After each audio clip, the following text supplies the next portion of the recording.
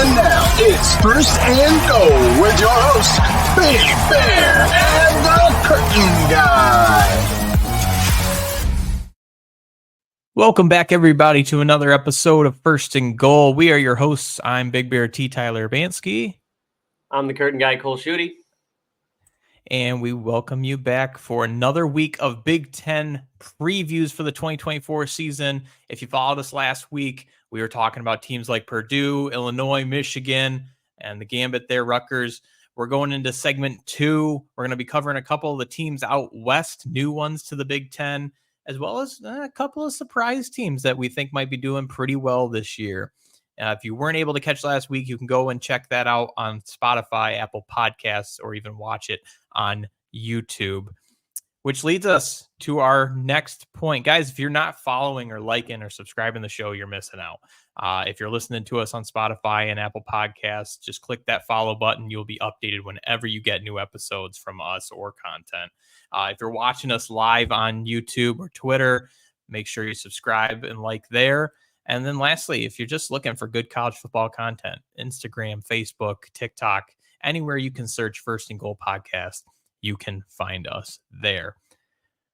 So leading into segment 2, one of the first West Coast schools now entering the Big Ten, we are going to be talking about the USC Trojans.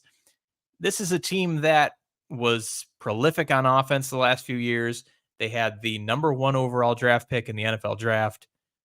Could not put it together defensively. And so let's open up and start off with them. Cole, kind of talk to us about the new Big Ten entrant, the USC Trojans.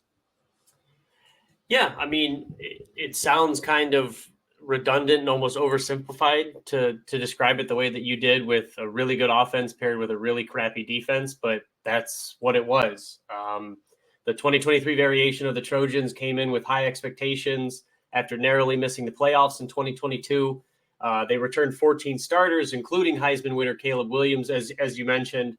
And for the first 6 games, those expectations were met, right? It wasn't always pretty, but they got the job done. The men of Troy went 6-0 and 4-0 in conference play, and they outscored their opponents 311 to 162. So it wasn't, the defense wasn't stifling people by any imagination, but they were doing enough to get the ball back to that high-powered offense, and they were winning games. So everybody was okay with it, right? Yeah. And then the proverbial wheels fell off the Trojan horse. After a 4-touchdown loss with the rivalry matchup for Notre Dame, which, isn't it awesome that it's for the jeweled shillelagh? Just one of those cool college football trophies that's out there. But I digress. After that game, USC proceeded to go 1-4 in their last 5 games, and they finished with a 7-5 record. Now, it kind of felt like a moot point, but Caleb Williams obviously chose to sit out the Holiday Bowl against Louisville, and we kind of got a view of what's up next for USC and backup quarterback Miller Moss. He put his name on the map, right? He threw for 372 yards and 6 touchdowns in what ended up being a 42-28 victory.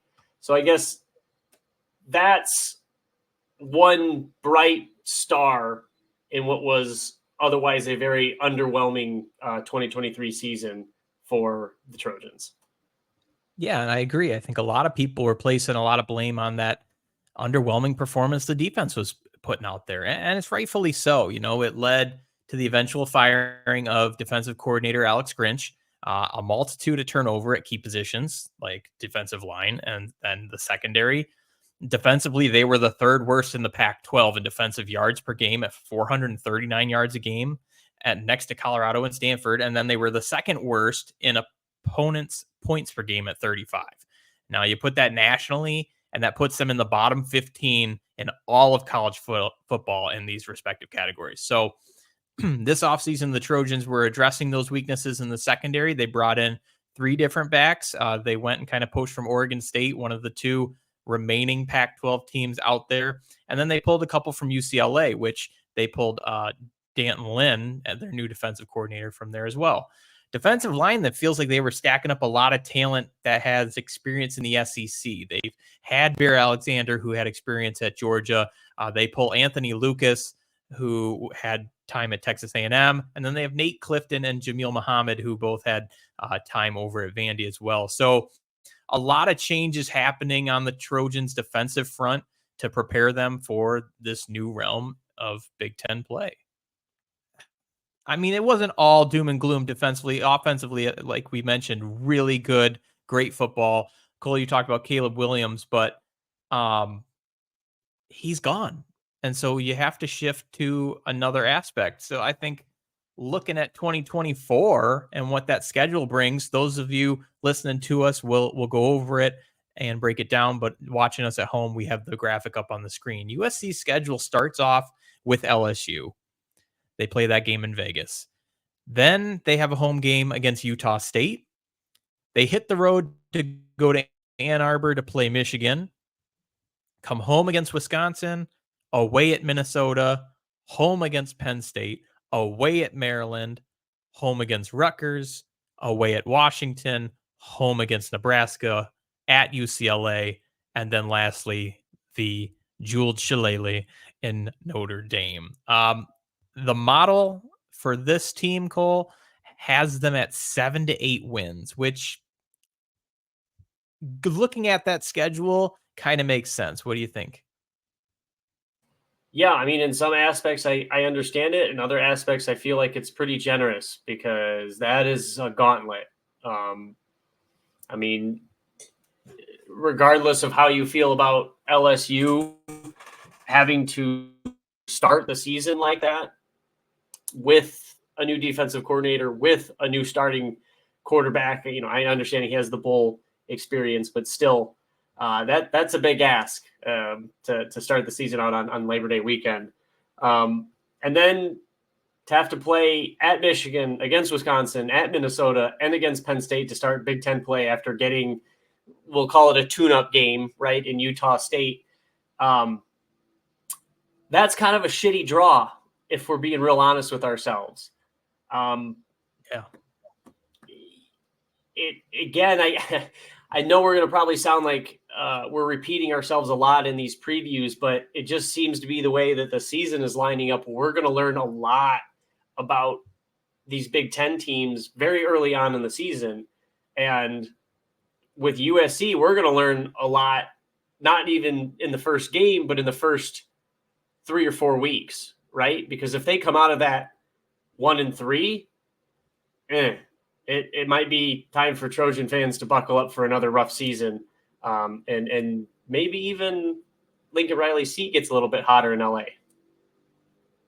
Yeah, and when looking at this schedule, once you get into late October, the benefit for USC is they don't have to go west of Vegas or west of Denver, east of Denver. They get to be on the West Coast that whole rest of the season. They only have away games at Washington and at UCLA, which is in their backyard. But I think what we're going to see, and we talked about a little bit last week, but the more you analyze it, you start to notice it. The schedules and the travel, how they have balanced it out for teams to not go back-to-back weeks across the country. It's still kind of a disservice in some regards, because if you're USC, you're going out to Michigan. Okay. That's a 3-hour time difference. You're playing at Michigan. You're coming home for a week. You're going to play Wisconsin. Then you're going to hit the road again. You're going to go to Minnesota, and then you're going to come home and you're going to play Penn State. Then you're going to hit the road and go out to Maryland. So every other week you are going 3 time zones away. You don't get comfortable ever. Yeah. They balanced it out so you're not on the road for multiple weeks and it hurts your school schedule. But from an athlete perspective, I think a lot of teams are going to burn out. It's not just the West Coast teams. I think every team, when you're going back and forth east to West Coast, it's going to get really hard. And I like to call it the balance of the conference. The teams that are kind of the middle tiers, they're going to wear down and they're going to beat each other up internally, externally. And I think, yeah, it's really going to just weigh on the entire conference. So that being said, kind of talking about trap games, you see any trap games in the schedule that, gosh, could make a bad season even worse? Yeah, I think it's way too easy to kind of get caught up in the big time games on their schedule, right? LSU, Michigan, Notre Dame, a lot of people, your eyes are naturally drawn to that, right? But I think if we look at all of those consecutively with all the travel that's involved, like you just said, the wear and tear that happens, the kind of gradual loss of depth, I think kind of comes into play there.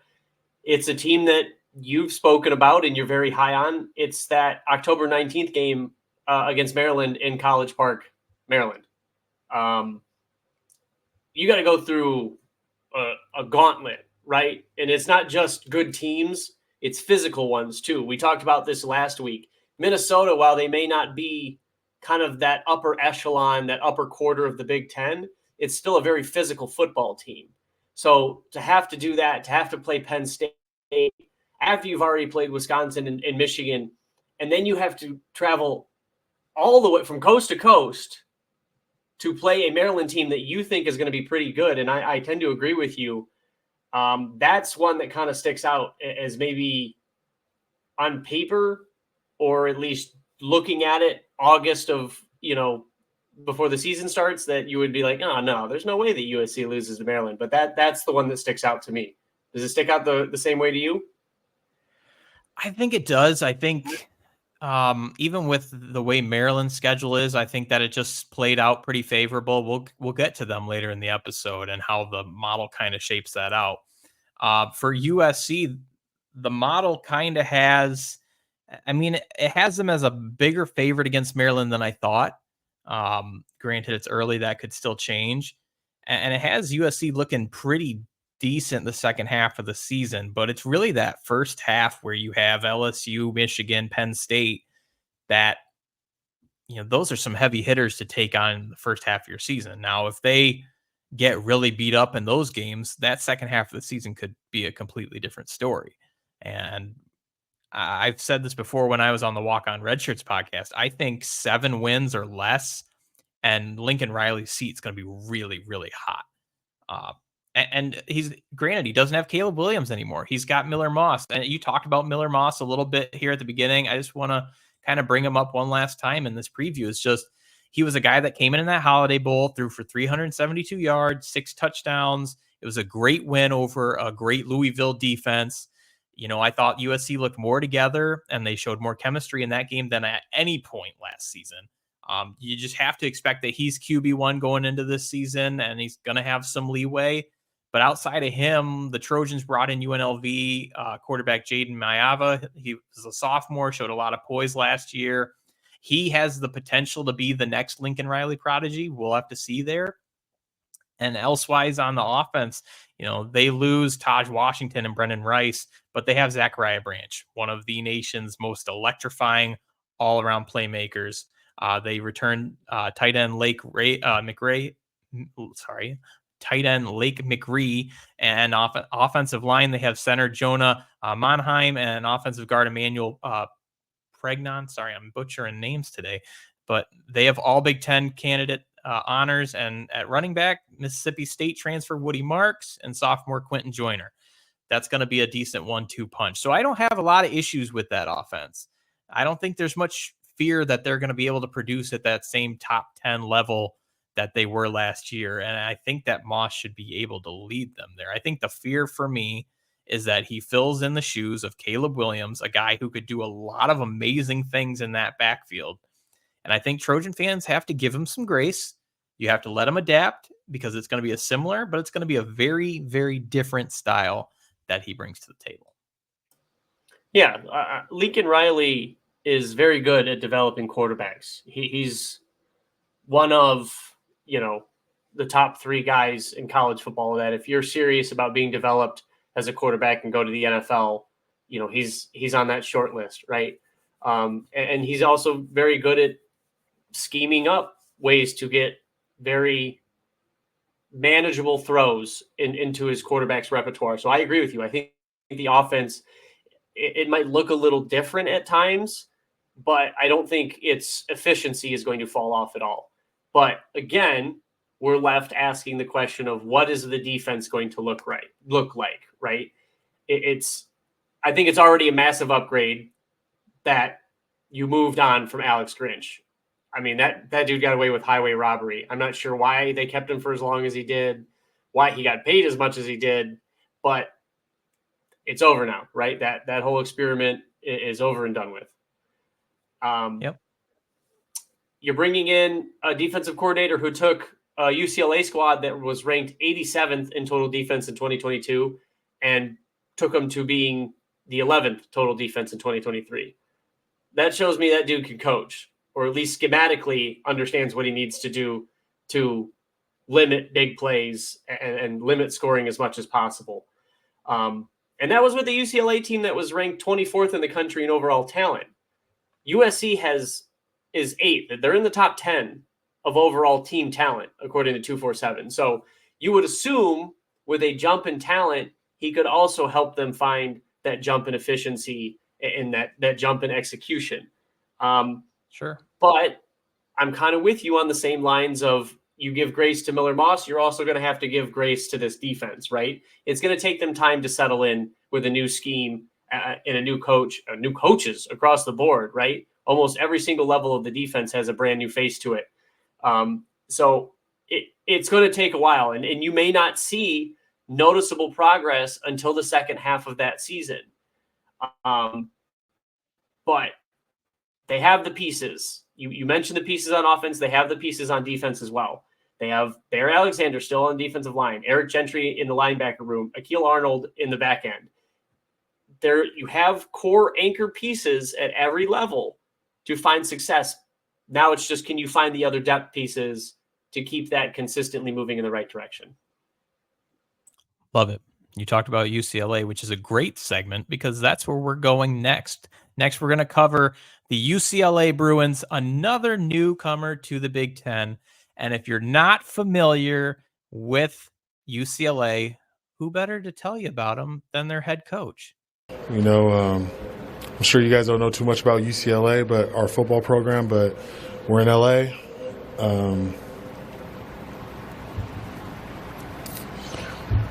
It's us and USC.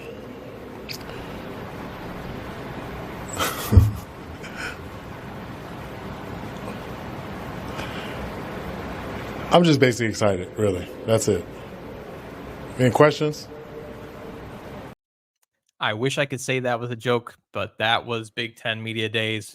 New UCLA head coach Deshaun Foster, a great former running back from the Bruins back a decade ago, and now he's leading the squad. That's kind of rough. So I guess we could just leave it at that, right? Well, we're just going to move on to the next team. No, Yeah, that was painful. Woof. Cole, tell us about the UCLA Bruins that we don't already know. Well, outside of being the other team in LA, they were kind of an afterthought in 2023, right? It was just kind of one of those teams that if you stayed up long enough, you'd kind of catch a game here or there, but they floated in and out of the top 25 several times throughout the season and just kind of eventually found their way out of it. And that was kind of it. The reason that they had to hire a new head coach is because Chip Kelly is now the offensive coordinator with the Buckeyes. And we'll talk about that, next week when we touch on them. But, there was a couple of things to like throughout the season. They started 3-0 before finishing the rest of the season 5-5. But outside of the loss to Cal at the very end of the year, they were never really got blown out. Their largest loss was 17 points to Arizona, who we found out is a pretty good squad after an Alamo Bowl victory.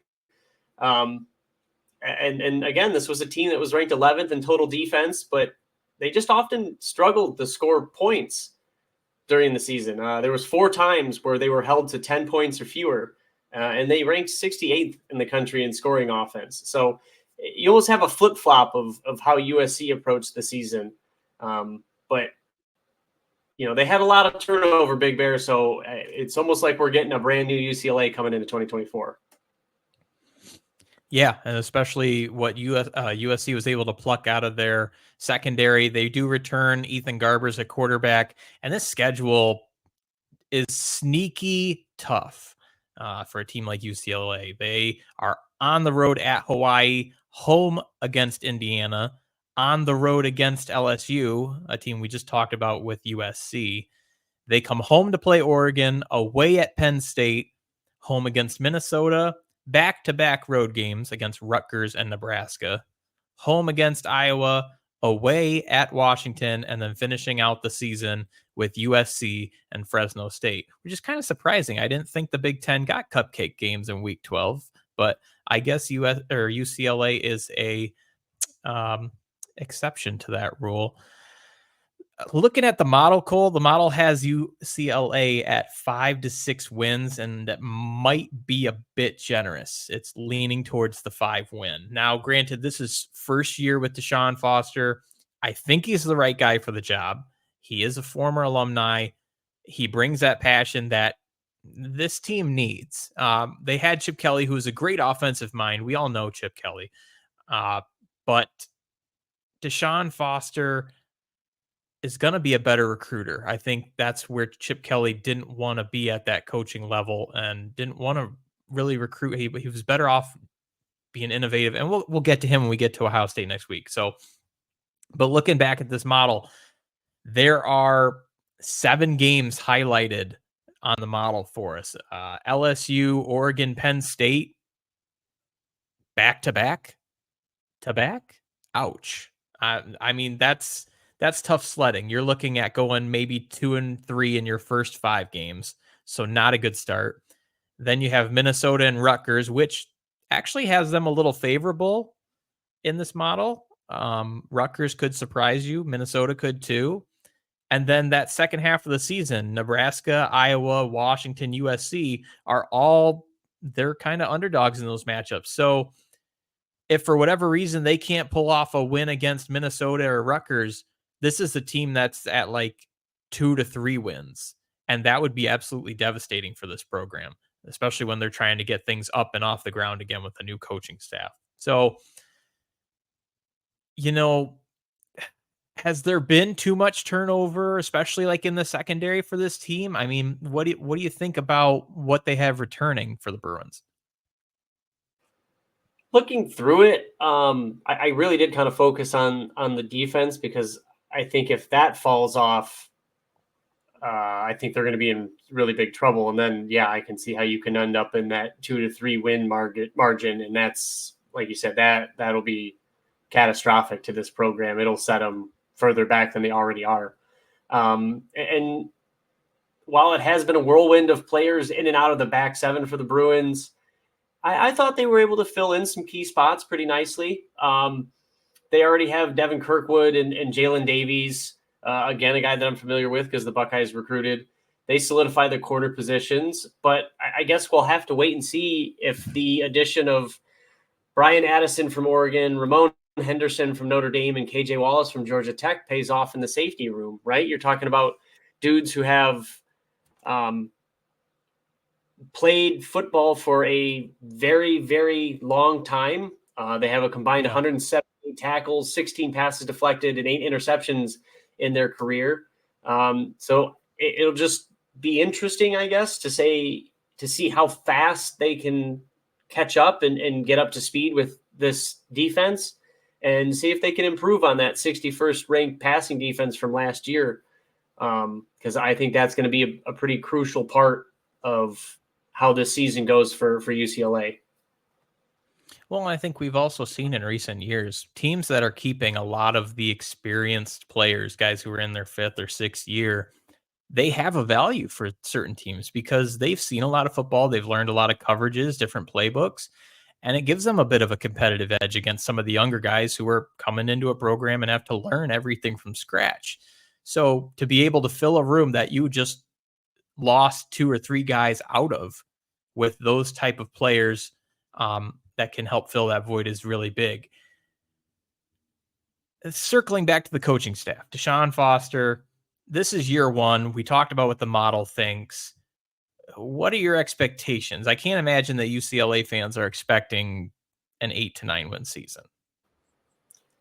No, you're just not being honest with yourself if that's where you're at as a Bruins fan. Listen, I've said it multiple times, and I will probably continue to say it. I think this model is pretty accurate and it's pretty fair. especially with the preseason look. And the most interesting thing about it is that it will continuously update itself, right? And we'll get a better understanding of who these teams are and the trajectory in which they're headed. But there's a lot of pieces to like about this team, kind of like how I mentioned with USC. There's certain guys at key positions that you can see where the success might come from, but it has just as many question marks to go along with it, right? I don't think coaching will be an issue. I think he's upgraded a lot of spots on that staff, but it'll come down to execution. And, I know I kind of focused on the defense earlier, but the one thing that stuck out to me in the offense when looking them over from 2023 is they were second worst in the country in terms of red zone scoring. That has to change if you want to find success, not only for the season, but in the Big Ten, because as we've talked about, there are multiple high-end defenses in this league. And if you get a chance to get it inside the 20, you got to put points on the board. So if they can grow on that, if the execution can kind of come along, I think 5 to 6 wins is very manageable. And I would be ecstatic if I were a UCLA fan and I got 6 wins on the season and got to go to a bowl game. I think that would be a pretty good first step in this program's direction. 100%. They got the right guy for the job. You got to give him time. That's no other way to say it. Moving on to the third and the final team for today of our West Coast look, we are talking about the Oregon Ducks. This is a team that a lot of people have as a top 3 preseason poll college football playoff contender. And as a Duck fan myself, I'm a bit uneasy. And I think this is the best Duck team we've had in a long time. And that says a lot based on what we've had in recent years.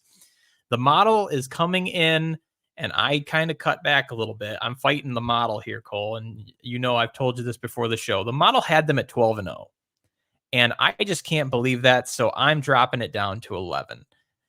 Duck fans at home, you're probably excited because that is where the ceiling is with this team. But I like to be cautious. I believe in Murphy's Law. What can go wrong will go wrong. And so we're sticking with 11. So looking at the Ducks, and I promise I'm going to try and contain myself, Cole, as you've said before, and because we're so similar, like when you talk with your Buckeyes, I could get really long-winded on this subject. But review of last year, I think it's fair to say that 3 key drives were the primary difference between a Fiesta Bowl appearance and a playoff appearance. From a metric standpoint, I think Oregon put up their best team on the field that they've had in a long time. And they led the nation in scoring efficiency. You couple that with losing to Washington, both in the regular season and in the Pac-12 championship game, 3 times in a row overall. That mostly vanishes in the eyes of common Duck fans, right? You missed a lot of the good because you lost the biggest games. But I think a lot of Duck fans will tell you that they want more, and I think this team is ready to give you more. Entering 2024 is in a way that I think a lot of blue blood schools normally say they're reloaded. This is a team that hit the recruiting trail, and it was good to them. They added a lot of depth at defensive line, secondary, wide receiver. The transfer portal was even better.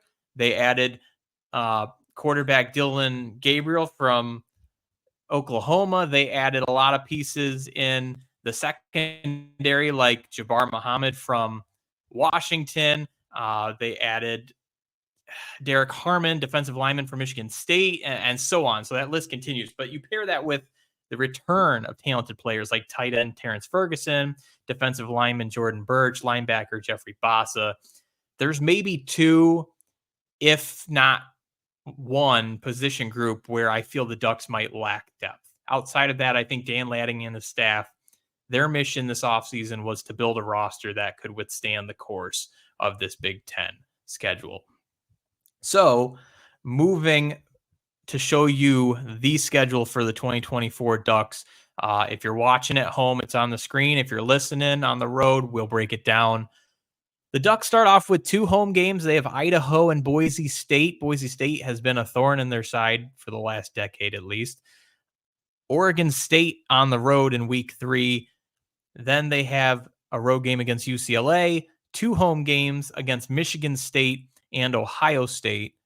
That Michigan State game again on a Friday night. Following Ohio State, they have another Friday night game on the road against Purdue. Yours truly will be there. There will be content, trust me.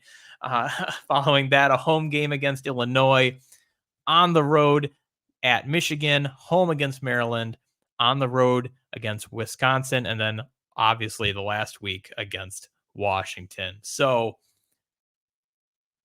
when I look at this schedule, Cole, I think the most brutal thing to me, and maybe you agree with this, is the placement of their bye weeks. Oregon has a bye week, I believe it's after the 3rd game of the season.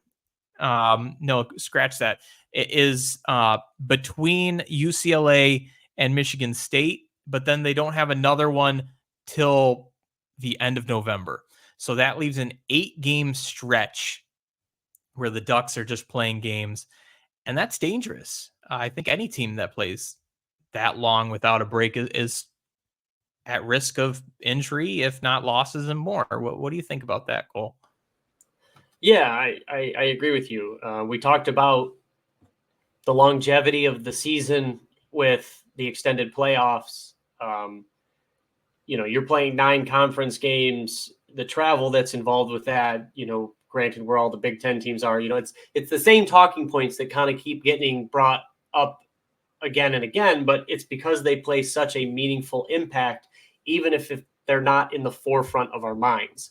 And that's one of them that I don't think we've talked about as much, but it is one that kind of sticks out because ideally, each team looks like they have at least one, most of them have 2 bye weeks. And so you're kind of hoping to place them in a manner where you get to break the season up into thirds, right?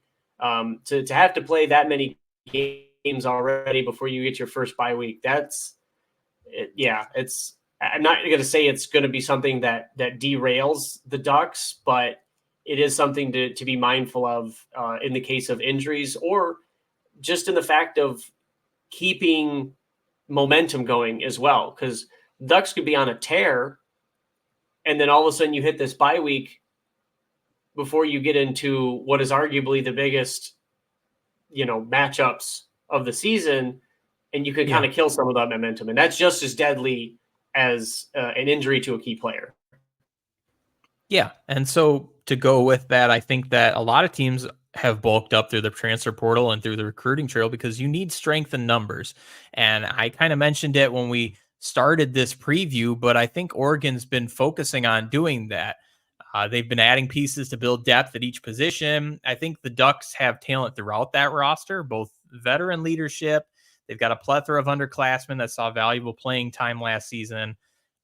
In that stretch of October to November, if you face key injuries, I think you have to have those players that'll fill in the role without having a significant drop off. And I mentioned there's 2 position groups that maybe give me some concern. And I think those 2 are the offensive line and linebacker. Yes, they added a couple pieces. They added a transfer from Indiana and they returned some offensive linemen, but that second or third level of offensive line doesn't necessarily have a ton of experience. So if you get some injuries there, are you going to be able to have one of those young guys step into that role and be versatile and cover 2 different spots if he needs to? And likewise at linebacker, they do have 2 really strong linebackers, Jeffrey Bassa, they have Justin Jacobs. Behind them, they have young guys like Devin Jackson, Tatum Tuioti, who's a mixture between a defensive edge and a linebacker, but you're going to see them get a lot of play time. Maybe Blake Purchase, another high recruit from the last cycle. Are those guys ready for that spotlight? And maybe they are. Don't get me wrong. I'm not saying they're not. I'm just saying that they need to be because you don't know when that's going to happen. Likewise, kind of shifting to the other side of the ball on offense, they're transitioning from a 6-year quarterback to a 6-year quarterback. You're going from Bo Nix to Dylan Gabriel. And a lot of people might wonder, is there going to be transition between those 2? And from what I've seen, I'm not necessarily thinking there's going to be much difference in how they run that offense. I think from what I've seen from Dylan Gabriel this offseason, character-wise, I don't see any drop-off. I think that he has an emphasis on building connections with his teammates. They've talked about, if you've seen their videos on social media, which props to their marketing team of how they do this. But Dylan Gabriel's been setting up satellite camps in the offseason. He's invited teammates to come visit his home in Hawaii. He drives them around in his minivan. Yes, I said minivan. He looks up to guys like Marcus Mariota, which Duck fans at home know that he is another Hawaiian Duck. He is a Heisman Trophy winner, and he's just a good dude. He's known for doing things the right way. Physically, football-wise, attributes-wise, I think they play very similarly. They both have strong arms, the ability to beat you with their legs. But I think Dylan Gabriel is a little bit better of a deep ball. He's going to be a little more accurate, and it's an exciting thing for Duck wide receivers that want to test the ball deep. So that's kind of what I'm seeing with these Ducks. We didn't really plan for this part, Cole, but here's a quick question for you. As a Big Ten, I guess an OG Big Ten, right? I'm kind of the newbie, right? The former Pac-12. As a team coming in, if you're an opponent looking at Oregon, what do you want to do to put them on edge in a matchup? Oh, that is a good question, and I think one that we'll definitely dive very deep into when it comes to our matchups between our teams, because I've agreed with everything that you said. I think outside of the rivalry game for the Buckeyes, I think Oregon is the one that looms largest, and I would have to believe that you agree with that for the Ducks as well, that October 12th, I think, is going to go a long way in kind of really determining where each of our teams are, because they're both loaded. But I would say the Big Ten gets a reputation of playing really good defense, but I think what kind of goes under the radar is they actually have some pretty good passing offenses in there as well. And so I want to see if the Ducks have improved in the back end. We talked about they've added the talent, right? Now I want to see the result come with it, because if they kind of get into that similar mold, I think that's where they may be susceptible. Now, I'm not saying they're beatable, just because of that, but I think that might cause a little bit of issues. But I like where their talent is in the back end. I think they've addressed those concerns, but I would say that would be the thing. Just recently speaking with you and watching more games last year sticks out. Love it. The model seems to love them. I've got pause, but that's just because I've been hurt way too many times. But I know we're kind of getting deep into the show. We got a couple more teams to cover. We're going to jump to our next one. We are talking about the Maryland Terrapins. This is a team that Cole and I have brought up in the last week or two. We're pretty high on. Is it schedule-wise? Is it new Big Ten-wise? I think it's a little bit of both. The biggest benefit for Maryland is they no longer have to play in divisions in the Big Ten, something that has kind of plagued them for a long time. You look back at it, they were playing Ohio State, Michigan, Penn State on an annual basis every year. Now, this year they have Penn State still, but they don't have Ohio State and Michigan. And since they were added to the conference in 2014, that West division they were in has won every Big Ten championship.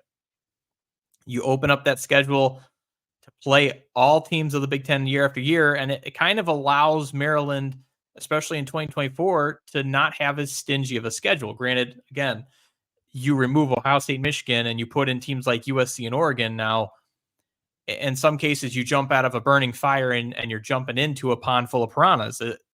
Either way, you're kind of running up against a buzzsaw. But in summary, I think Maryland's best teams are no longer bottlenecked in a division with 3 or 4 of their best teams. Yeah, no, I agree. I think that is a huge benefit to them, because you were talking about a Maryland team that almost every year was guaranteed 3 losses. right? And so when your ceiling is only 9 wins in your own division, how are you supposed to get to the Big Ten championship game, let alone a potential playoff berth in that capacity? Now, with the revamped Big Ten, the revamped playoff, all of that is very much back on the table again with them. And I'll let you kind of run through the schedule here, because I think this is a big part of why you and I are confident in this team. You more so started this. I'm kind of jumping on the bandwagon, but go ahead and run through it, because there is a chance here that the Terrapins show up to Oregon in the beginning of November undefeated. Yeah. Again, if you're watching at home, it's on the screen. If you're listening, we'll break it down. Back-to-back home games to start the season against UConn and Michigan State. They hit the road to play Virginia. They come home against Villanova, away at Indiana, home against Northwestern and USC before hitting the road again against Minnesota and Oregon. They come home for 2 games against Rutgers and Iowa, and then ultimately finishing the season on the road at Happy Valley. Now, the one we just mentioned, Happy Valley, the model just has written that one as a loss. That's hard to do. And a team like Penn State is also towards the top of the Big Ten. Again, we'll get to them next week. That's going to be a real make or break, I think, at that point for Penn State. And you mentioned it before we broke down the schedule. This first half of the season is very winnable for Maryland. You have UConn, which is honestly their most winnable game, followed up by Michigan State, a team that's trying to bounce back. They go on the road at Virginia, which is still favorable for Maryland. I think Maryland has more pieces and a better ability to win that game, granted on the road early. Home against Villanova, that's a win. Sorry, Villanova. On the road against Indiana, and then home against Northwestern. Those first 6 games, I could very well see Maryland being 6-0. I'll say that right now. And then they have the home game against USC. Now, we talked about that with USC. Granted, that could be a spot in USC's season where they don't want to run into that trap game of Maryland. They win that game. Are we talking about an 8-0 Maryland going to Oregon against maybe potentially, put in quote unquote, an 8-0 Oregon? Like, did that suddenly become the best game in the Big Ten? Like, that can't possibly be. People at home are probably going, I didn't think about that.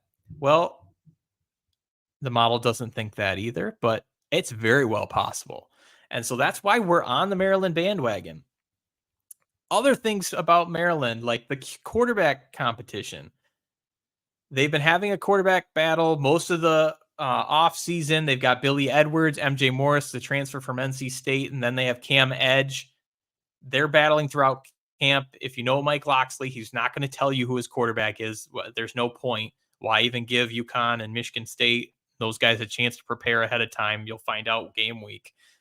He said that he's liked all 3 of them. They've done a great job in the camp trying to control the offense regardless of whatever unit they're doing.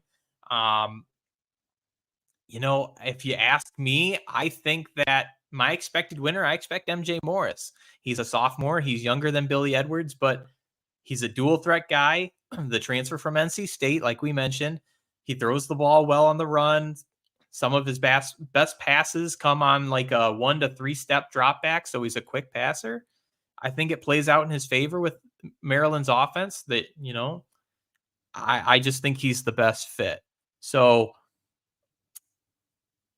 I don't know, Cole, am I crazy? What are you thinking here? I clearly got you to buy in on the juice, so I can't be entirely off my rocker. No, I think that Maryland, I think the biggest question mark they have is the quarterback. They've got to find somebody that, and I don't even think they have to be a showstopper or a game changer. They just have to be a game manager, right? Because there's a ton of talent on that side of the ball. You want to talk about somebody who attacked the portal and attacks recruiting. Mike Loxley is one of those guys, right? You have Ali Baugh from Georgia, center Josh Kaltenberger from Purdue, tackle Alan Herron, who's from D2. Like he went out and rebuilt his line again.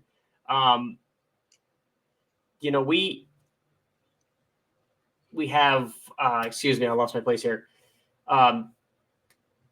Tailback Roman Hemby, you have wide receivers that can just run. I mean, Maryland has always had one of the better wide receiver rooms in the Big Ten for the last couple of years. So it just comes down to that quarterback, in my opinion, being able to make plays, facilitate the ball to the playmakers, and let them get out in space and do what they do best.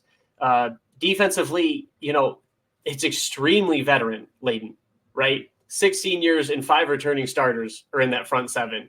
And while they lose a couple of pieces in the back end, they brought in guys from the portal, like Jalen Husky from your alma mater, Bowling Green, Dante Trader Jr. These are guys that can make plays. And if they can step up and compete at this level, like Maryland clearly believes that they can, it's a recipe for buying into what you're talking about here.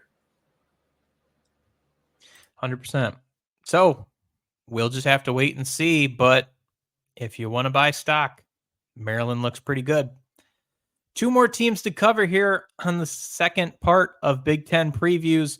We are moving on to the Northwestern Wildcats, another team that I guess you could say similar to UCLA in terms of the model. The model thinks Northwestern 5 to 6 wins, but they have an established coach. We can give it that. David Braun did a fantastic job last season.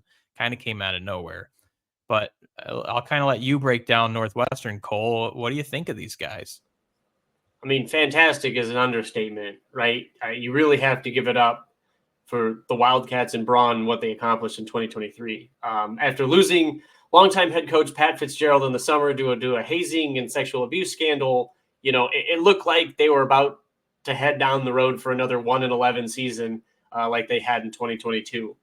But they righted the ship, and a 4-game winning streak at the end of the season, including a 14-7 win over Utah in the Las Vegas Bowl, paved the way to an 8-5 record. And the Wildcats' first winning season since 2020 and their first 8-win campaign since 2019. So I guess we're all just kind of sitting here wondering, is it repeatable, right? Was it a flash in the pan, or can the Wildcats kind of continue what Fitzgerald had built and be a team that every couple of years kind of pushes the envelope, finds themselves in the Big Ten championship game, and now the way that the playoff is structured, potentially could find themselves at an at-large bid at the end of the year. And I guess we're going to find that out in this upcoming season, right? Yeah, I think the tough thing that Northwestern has going for it is they're essentially homeless. They do have a makeshift stadium, borderline a lacrosse field. It's got a cool location. Don't get me wrong. I've always thought, like, wow, that'd be really cool if I had a boat to go tailgate, lake gate, whatever you call it, right up against the stadium and watch a football game. That there's going to be some pretty views out there. But I think on the flip side of that is you lose almost all your competitive advantage. You don't have any home field advantage. You're not going to have nearly the amount of fans that you would normally have at a home game. And I want to get your thoughts on the defense, because the defense really kind of helped them have the season they had last year. Is it possible that they can play up to, if not above caliber again in 2024? I believe so, simply because that's kind of what Northwestern has made their identity, especially while Fitzgerald was coach. And I don't think Braun is going to get away from that, because they're not a team that's going to blow you out of the water offensively ever, really, right? But they're a lot like Iowa in my mind, where it's fundamental. It's, they execute the way that they need to. They love that too high safety look. And they force you to go up and down the field on them. And I think that's going to continue. You talked about it with the success for this past season. It was a defense who finished 35th in the country in total defense, 40th in scoring, 15th in passing. And this was all while the offense was downright abysmal. 104th in scoring, 121st in total offense. So again, this is very much like Iowa light, right? Where they leaned on that defense and it kept them in games, and they were able to kind of win a couple that maybe a lot of people didn't think they were supposed to. I think that just the identity of who they are, how they execute, there's going to be new names, new faces, but it's just one of those programs. I don't really worry about them defensively because they just continue to plug and play guys. And I think that's going to continue in 2024. I think that the other thing to go with the defense was their turnover margin was huge for them. I believe they were 5-0 in games where they were leading the charge in turnovers. And that's a tough feat to continue again in the next season. We brought the schedule up for everybody at home. They have 3 straight home games to start off the season. Miami, Ohio, the former MAC champion. So that's going to be a toughie to start the year. They welcome Duke and Eastern Illinois. They hit the road to play Washington, come home to play Indiana, on the road at Maryland, home against Wisconsin, back-to-back road games with Iowa and Purdue. They play Ohio State at Wrigley Field in a neutral site. They then hit the road to the Big House to play Michigan, ultimately finishing the season once again in the neutral site, Wrigley Field, against Illinois. So they do get some stadium crowd. I will take back my comment from earlier. They're not homeless the whole season, but I think the toughest part of this schedule has to be starting in late October. You can't argue, that, well, I guess you could argue that no team in the Big Ten has a harder late season schedule than Northwestern.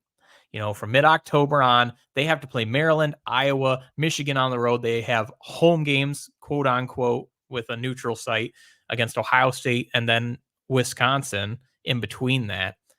That has the potential to just completely break your back in the second half. And as the model shows, it's really not favorable for Bronze Squad during that stretch. It has them going 1-6 in their final 7 games of the season. Ultimately, the model's leaning towards that 5-game mark, but there's some potential upset possibilities there. One of them being Duke. I have that one highlighted as an upset opportunity. The last 2 times these teams played, Duke had their number. And Northwestern's kind of known to get off to the terrible starts to the season, right? You think back to that Ireland game against Nebraska a couple of years ago. And the Blue Devils are going to be a team that people are keeping an eye on. They have Manny Diaz at the helm. They have Texas transfer quarterback Malik Murphy, a guy that I think have a lot of expectations for. But if the Wildcats can get that win, like, they have a chance to start 3-0 for the first time since 2020. So think about turning a terrible start into a great one in a model where they're not favorable your second half. You got to get every win you can get. I guess one of my questions for you, Cole, as we kind of wrap up the preview here on Northwestern is, do you think that they have what it takes to make a bowl game this year? I'd have to say, yeah. Like I said, I don't really worry about the defense. I think they're going to continue to find success on that side of the ball.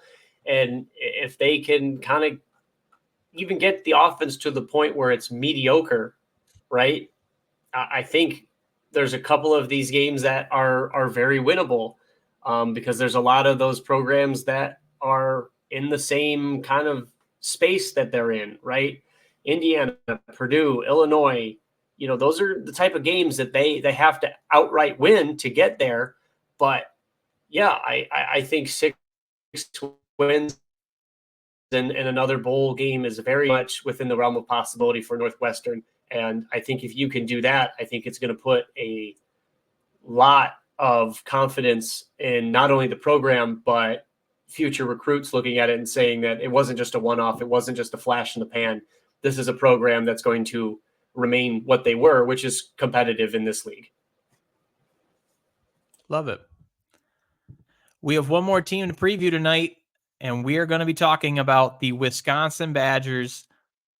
This team is kind of like Nebraska to me in terms of the model is not quite sure what to think.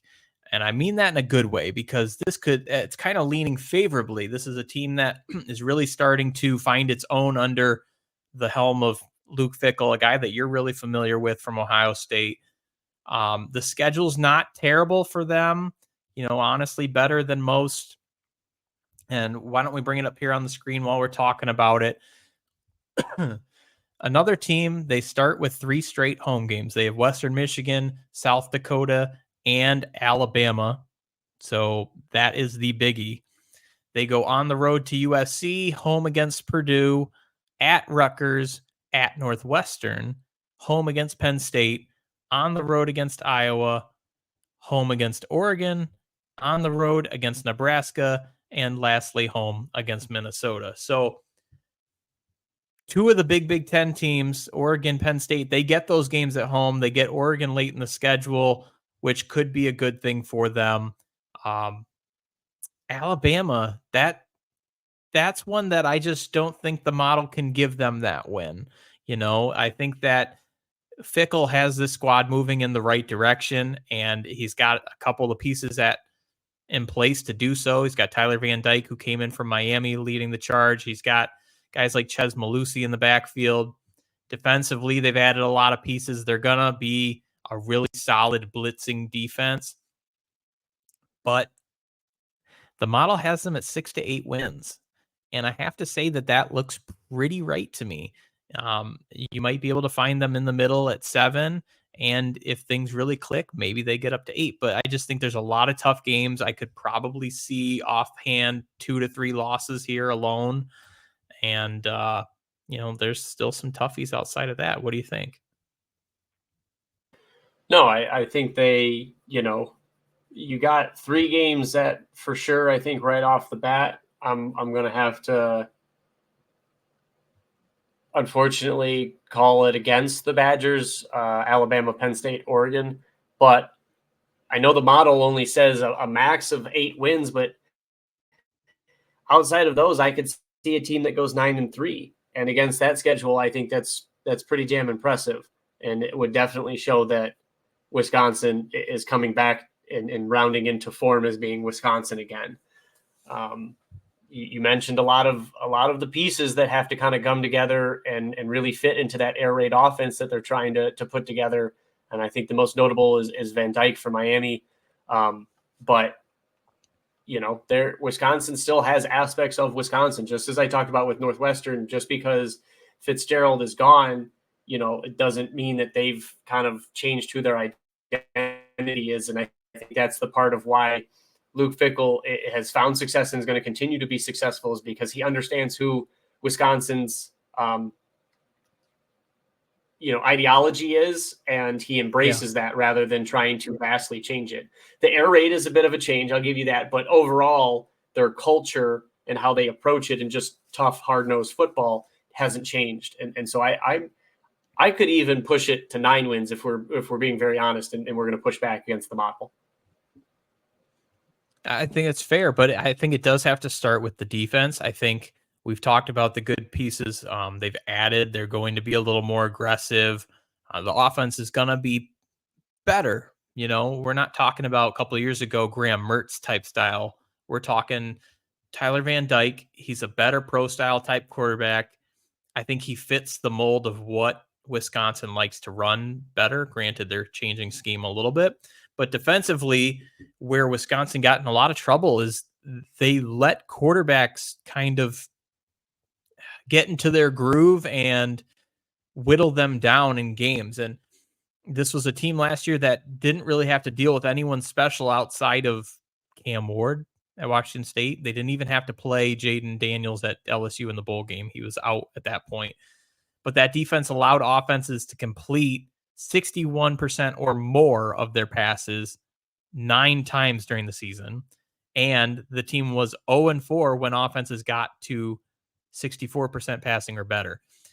Looking at that schedule, you have quarterbacks of Jalen Milroe. You have Miller Moss at USC. You have Penn State, Drew Eiler. You have Dylan Gabriel at Oregon. You have Dylan Raiola, who we don't know much about yet, but the expectation is he's going to be pretty good at Nebraska. Those are 4 or 5 guys off the hat right there that are decent quarterbacks. And if you're going to let them get into what they do best, I think they're going to have their way with your defense if you don't step up and stop and limit the pass game. So I'm kind of I don't want to be the negative Nancy, and I don't want Wisconsin fans to hate me, but I'm kind of leaning the opposite. I almost think if you fight the model to the 9, I'm kind of fighting it more to the 6, just because if I count losses right here, I think Alabama, USC, Penn State, Oregon, and then Nebraska and a team like Northwestern are the make or breakers. So, and don't even talk about Rutgers. Like, again, Rutgers has a favorable schedule. They're not a bad team. It's possible that they could pull one off. So I'm kind of leaning maybe toward that lower end, but very hopeful for Luke Fickell. I think he is a great coach, and I think that he is taking this team where they need to go. Final segment before we wrap up the show. As we talked last week, Cole, you and I are doing the keepers and the sleepers. We're going to pick one player that we think is going to produce at the same level as last season, and then one player that not many people are keeping their eye on. Cole, I'm going to let you take it away first with your keeper and sleeper. Absolutely, and I'll apologize for my sniffling. It is allergy season, and I'm doing my best not to sneeze, on the air. But yeah, I knew you were going to be a good podcast host and try to stay away from being the homer, because I'm sure there was many parts of you that it would have been easy to find several ducks to pick as your keeper. So I'll do it for you. Dylan Gabriel. I think he's going to find a lot of success because he is a guy who has found a lot of success. And I think he fits in really well with that offense, with his capabilities. You're talking about a guy who has 122 career passing touchdowns, over 14,000 yards throwing, over 1,000 yards rushing his career, and 12 rushing touchdowns. And he's a guy that you mentioned Bo Nix kind of being in that same category. Obviously, that Oregon feature, but I kind of view him in the same way that I view Will Howard, who was just named starter for the Buckeyes. Is there's so much talent around them. They just have to get the ball to the playmakers, and both of them, their stats are going to look really, really good because they have so much playmakers around them. And I think he is a guy that he is a leader. He's played a lot of football. He can slide right into that captain role and that quarterback role on offense. And I think Oregon is going to be able to utilize him to another very successful season. And if not 12 wins, like the model wants to tell you, I can't see it being less than 11. So the sleeper, you just mentioned him, Chez Mellusi. This is another guy who has played football for a very, very long time. He actually started his career back in 2019 with Clemson. He's been with Wisconsin for the past 3 years. So this will be his, I can count, 6th season as well in college football. The reason I'm picking him as my sleeper is because I think a lot of people think that because Wisconsin is kind of moving to this air raid offense, that they're going to get away from the running game. But Wisconsin still likes to utilize the running back. That was, I'm blanking on the Braylon Edwards. Is that right? No. Braylon Allen. Braylon Allen. Thank you. Now it's Chez Mellusi. He's running back one for the Badgers. And I think they will not only utilize him in the passing game more than he has in the past, but he's going to get more touches than he has in the past 2 seasons. So the thing that kind of stuck out with me is in 2021, he was the primary guy. They gave him the ball 173 times. He rushed for 815 yards. Went down to 96 in 2022. It was 51 last year. I think you're going to see an uptick of more towards that 96 to 100 range in there, and possibly even more depending on how many games they can play.